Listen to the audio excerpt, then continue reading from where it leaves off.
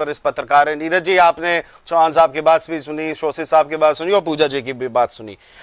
जातीय तनाव या हिंसा जो भी आप अभी हाल फिलहाल में हम देख रहे हैं, उसके बाद जो बयानबाजी, अच्छा बयानबाजी हिंसा से पहले भी होती है और फिर बाद में तो आग में घी डालने का काम होता है, चाहे सपा हो, चाहे भाजपा हो, चाहे कांग्रेस हो, चाहे एएसपी हो, आजाद समाज पार्टी, चीजें सामने आती।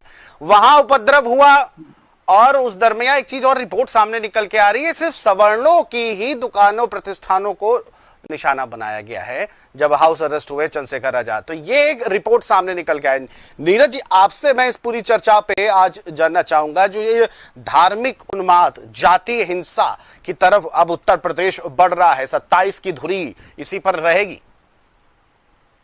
देखिए कुलभूषण जी, मुझे लगता है कि उत्तर प्रदेश में जाति की राजनीति पूरी तरह से हावी हो चुकी है और हालात ये हो चुके हैं जाति के आधार पर राजनीतिक दल भी बनने लगे।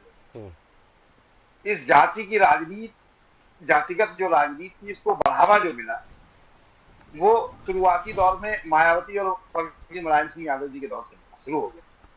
इन्होंने उस जाति राजनीति को बढ़ावा दिया और अच्छी तरह से जाति राजनीति को बढ़ने का मौका दिया, अवसर दिया। दूसरी बड़ी बात कि इसका नतीजा ये हुआ कि छोटे छोटे राजनीतिक दल, जो छोटे छोटे राजनीतिक दल थे, वो अपनी जाति के प्रति वफादारी दिखाने के लिए तमाम तरीके की आंदोलन और वो उन्माद और इस तरह की घटनाओं को अंजाम देने लगे।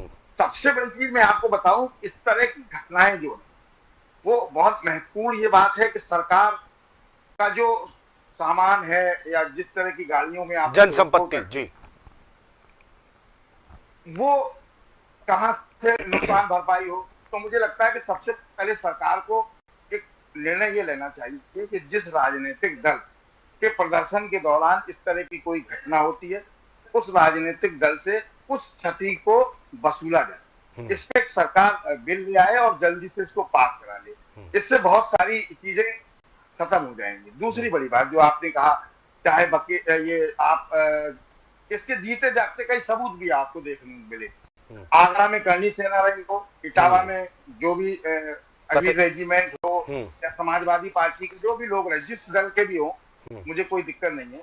और प्रयागराज में भीम आर्मी, इस तरह की घटनाओं के पीछे कहीं ना कहीं एक बहुत महत्वपूर्ण चीज है कुलभूषण जी, बेरोजगारी का हाल। बेरोजगार जब आदमी होगा, नेता बरगला देंगे, तमाम लोग चल देंगे और इस तरह की घटनाएं हो जाएंगी, मुकदमे लिखे जाएंगे, गिरफ्तारी हो जाएगी, नेताजी बाद में कह देंगे कि हमारे दल के लोग नहीं थे।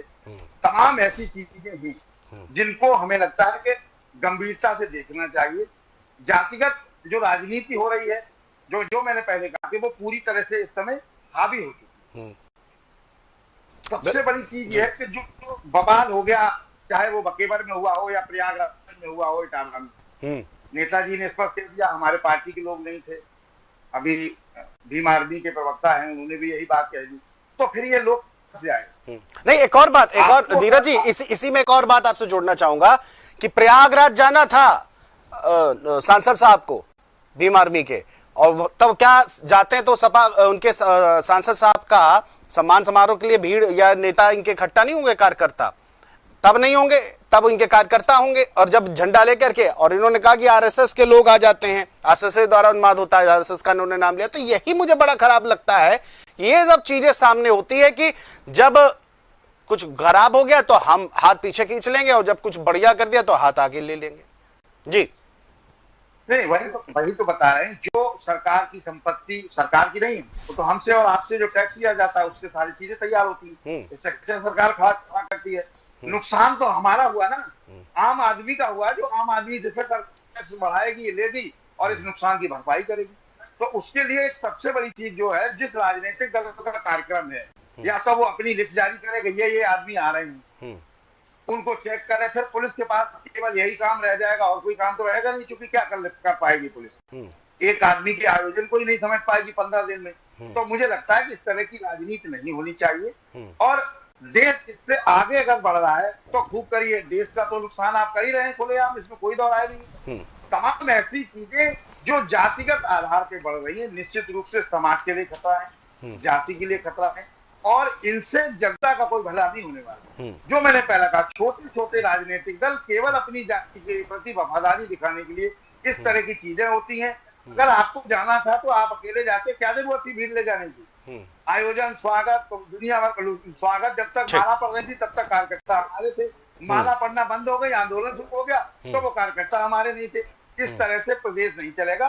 और सरकार को मुझे लगता है, जो मैंने पहले कहा, इस पर तत्काल एक निर्णय लेना चाहिए कि इस तरह की घटनाओं में जो क्षति होती है, चाहे वो प्राइवेट नुकसान हो, पब्लिक का, या फिर सरकार की संपत्ति का नुकसान हो, उस पार्टी के राष्ट्रीय अध्यक्ष से तत्काल इसकी वसूली की जानी चाहिए। जी कुलभूषण। बिल्कुल, इसकी वसूली